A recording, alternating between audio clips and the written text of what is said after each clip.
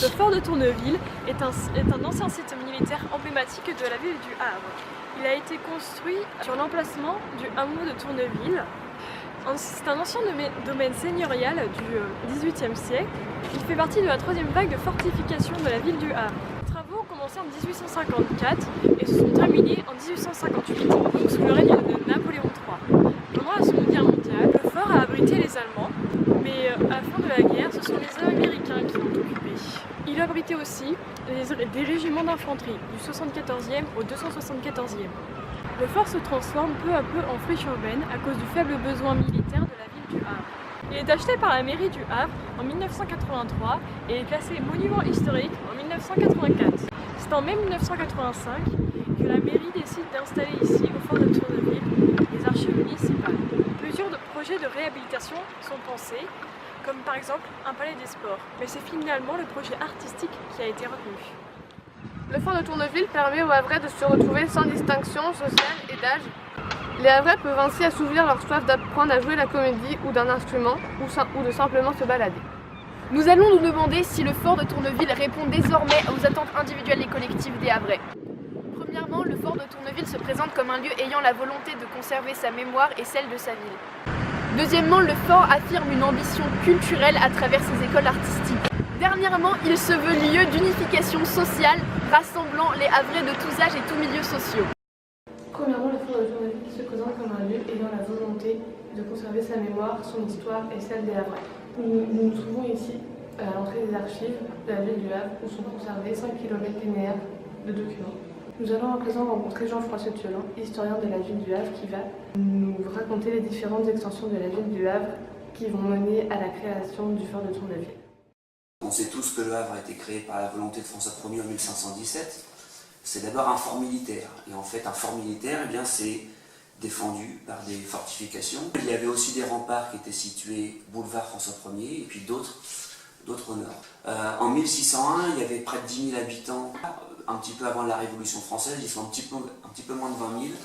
Et donc, ça crée des problèmes d'insalubrité. Donc, les remparts du nord ont été détruits et d'autres ont été reconstruits 500 mètres plus au nord. Ça correspond au boulevard de Strasbourg, à la place de l'Hôtel de Ville et à une partie de l'avenue Foch. Dans cet espace, on a créé ce qu'on a appelé la Neuve Ville.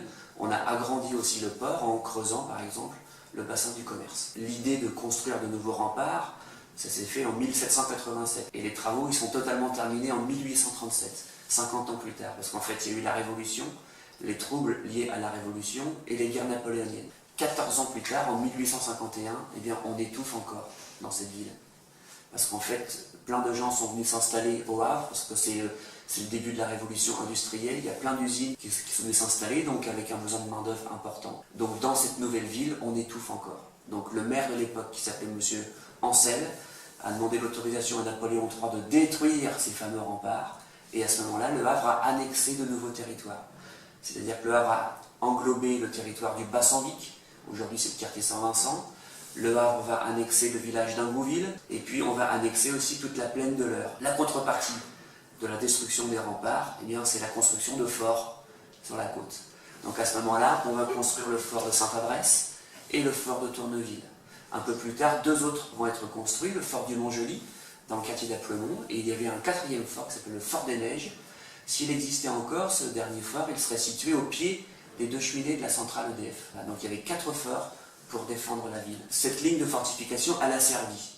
Pendant la guerre de 1870-1871, elle a empêché les Prussiens d'arriver au Havre. Le fort de Tourneville, il a perdu sa vocation défensive à la fin des années 1880. Ça devient une caserne dans laquelle tout un tas de régiments sont venus s'installer. Et le dernier régiment à s'implanter ici, c'était le 129e régiment d'infanterie, qui va rester ici jusqu'à la débâcle de 1940. Pendant la Seconde Guerre mondiale, ce sont les Allemands qui vont stationner ici. Ils vont être délogés le 12 septembre 1944. Les Anglais étaient dans le cimetière et ils tiraient à l'intérieur du fort. Ils ont même blessé le commandant de la forteresse du Havre, voilà, qu'ils ont après rattrapé dans une des villas rue Félix-Faure. À la libération du Havre, ce n'est toujours pas les Français qui vont reprendre le fort, ce sont les Américains. Entre 1944 et 1946, les Américains vont rester ici pour reconstruire une partie du port, pour envoyer leur ravitaillement au front. Et donc, pendant 2 ans, les Américains ont stationné dans le fort de Tourneville. Après-guerre, on sait qu'il y a eu une police municipale, on sait qu'il y a eu les ouvriers qui travaillaient à la reconstruction, dont une grande partie d'entre eux étaient maghrébins, qui ont logé dans le fort. Et puis à partir du début des années 60, eh bien, l'armée revient. Et le dernier régiment à s'implanter ici, c'était le 74e régiment d'infanterie, qui va quitter le fort à la fin des années 70. La mairie va prendre possession du fort, va d'abord y installer des locaux techniques, puis les archives municipales, les archives du muséum, la bibliothèque du muséum, puis un studio d'enregistrement, le studio Honolulu, puis les locaux de répétition, qui étaient situés à l'extrême ouest, ici. Et puis après, il va y avoir le Jupo, l'école de jazz, et tout un tas d'artistes vont venir s'installer ici, jusqu'à devenir aujourd'hui ce grand pôle de la culture au Havre, avec la salle de musique, le Tetris, et puis le pôle de répétition. Mais il se passe aussi d'autres choses, il y a d'autres assos qui font de la musique, genre Pieds Nus par exemple, il y a Acté qui a pris la place du Jupo, enfin il y a plein de choses qui se passent ici. Le fort de Tourneville est donc lui-même un lieu de conservation de la mémoire où sont conservés des arbres généalogiques, des plans de la ville, des extraits de journaux depuis 1517.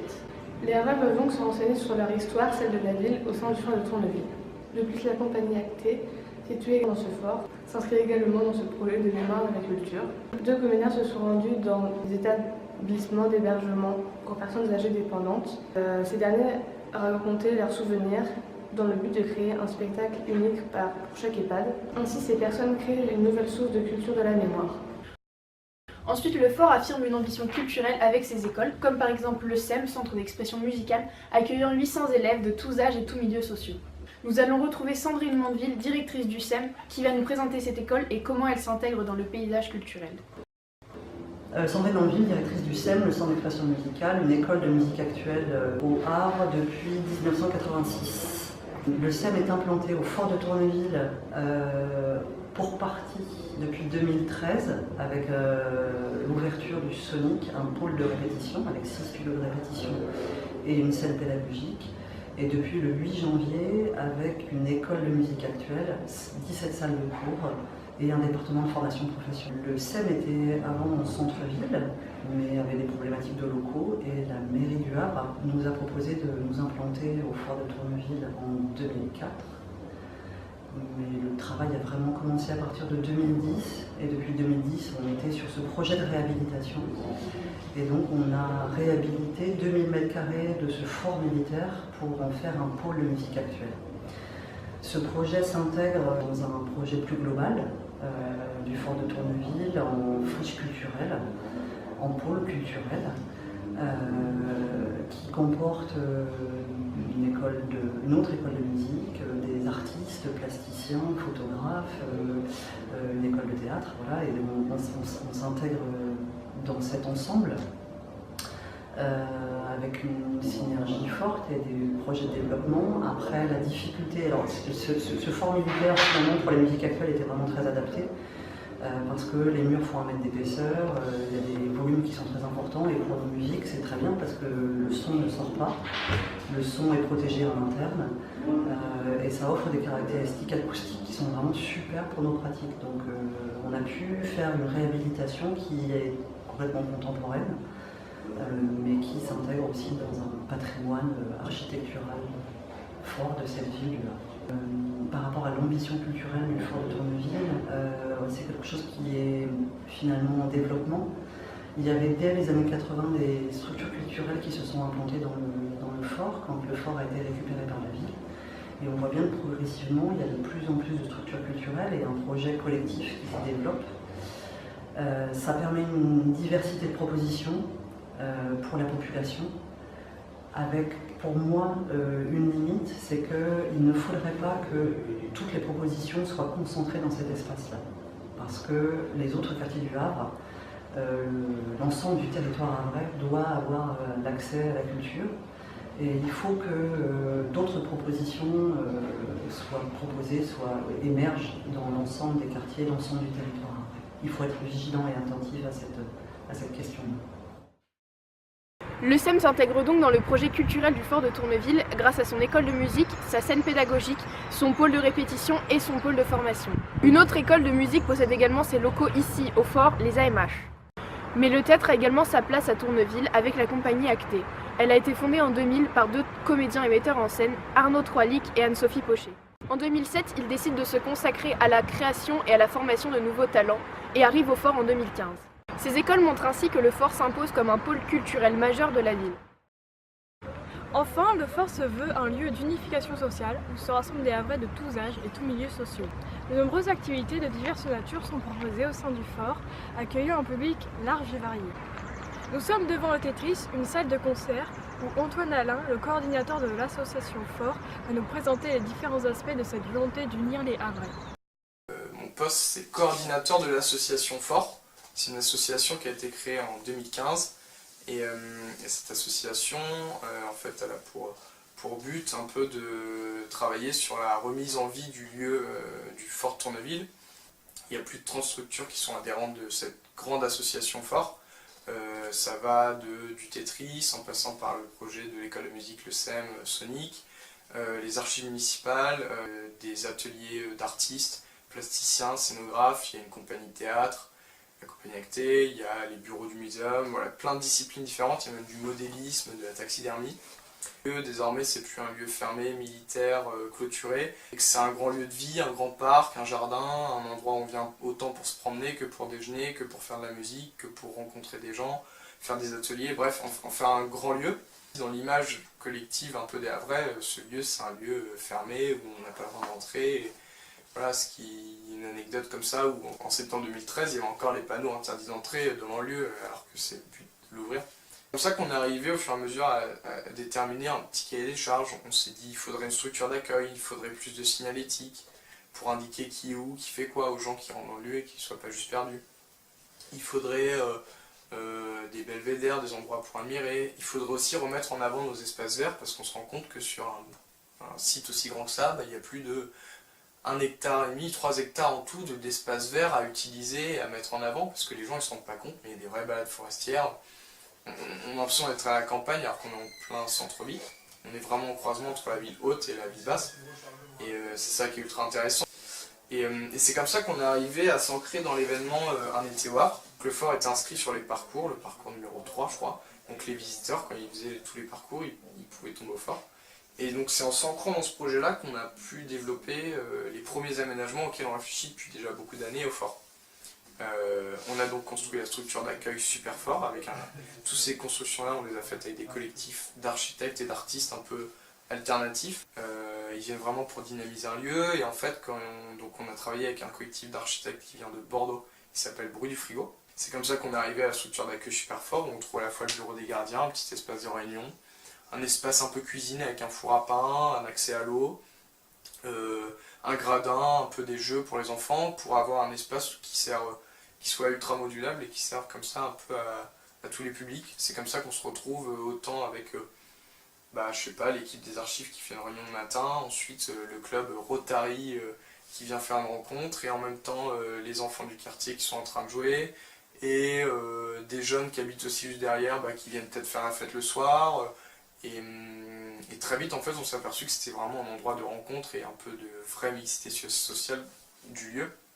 Et ça permettait aussi de créer enfin un espace un peu neutre. C'est-à-dire que les gens, ils rentraient au Fort, mais pour une activité précise. Ils allaient au SEM, au Sonic pour répéter, au Tetris pour voir un concert, chez Acté pour faire des concerts. Alors que là, en fait, il y a des gens qui peuvent rentrer avec pas vraiment d'objectif précis, si ce n'est de juste flâner, se poser, venir manger avec des potes. Ensuite, on a travaillé sur une bergerie, un espace d'éco-pâturage. L'idée de ce projet, c'était d'avoir un vrai espace de balade où les gens sont au contact des animaux, de pouvoir aussi remettre des animaux en ville, expliquer aux gens que les animaux, c'est pas juste à la campagne, les animaux, c'est pas non plus juste pour tondre, et qu'on peut venir voir des animaux près de chez nous. C'était pas non plus le but de créer un zoo, parce que l'idée, c'est que les animaux, à long terme, ils puissent se balader, on puisse les emmener pâturer à plusieurs endroits aussi. Et Sweetcamp s'était missionné sur la signalétique, donc ils ont fait une première phase de signalétique, des petits panneaux roses là qu'on voit à plusieurs endroits dans le fort pour indiquer qui est où, qui fait quoi. Et donc ça, c'est la première phase un peu de chantier de travaux qu'on a mis en place dans le cadre d'un été au Havre. On a aussi construit une halle avec les architectes du Havre, les architectes Bétinger des Planques, une grande halle en fait multi-usage. C'est une halle multi-usage. C'est un grand plateau de 150 m² couvert, l'idée c'était que cette halle puisse servir autant à des marchés que pour des artistes qui veulent répéter, une compagnie de théâtre qui est en résidence, des réunions. On fait toutes nos réunions collectives justement de l'association Fort là-bas maintenant, que ce soit un espace aussi mis à dispo. Là par exemple pour le West Park c'était les loges des artistes. Enfin voilà, c'est un grand plateau 150 m² un peu vide avec des toilettes, un espace cuisine, un espace rangement, et ensuite ça peut être mis à dispo. Bientôt il y aura un marché de créatrices havraises, voilà. Et enfin là en ce moment on travaille sur un projet qui est un peu en cours de lancement, qui est l'autre espace vert du fort, donc qui est situé dans le bois ouest. On fait ce qu'on appelle une forêt jardin, une forêt comestible, accompagnée par la ferme du Bec et Loing. Et donc là, on va être une sorte de lieu un peu d'expérimentation de ce qu'on appelle l'agriculture urbaine, c'est-à-dire tout simplement replanter des végétaux comestibles. Donc tout ce qu'il y aura dans ce qu'on va replanter à cet endroit sera comestible et aura un peu l'apparence comme ça d'une forêt, d'un lieu de balade, d'un lieu de promenade.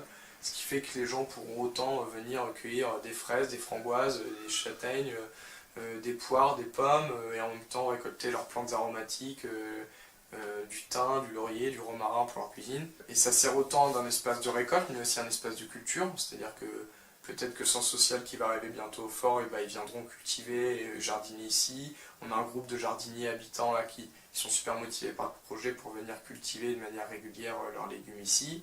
Et surtout, voilà, c'est aussi offrir aux gens des possibilités de manger des légumes et des fruits qui viennent d'à côté de chez eux, et leur montrer qu'on peut se nourrir aussi avec des choses plus proches qu'on ne trouve pas forcément dans les supermarchés.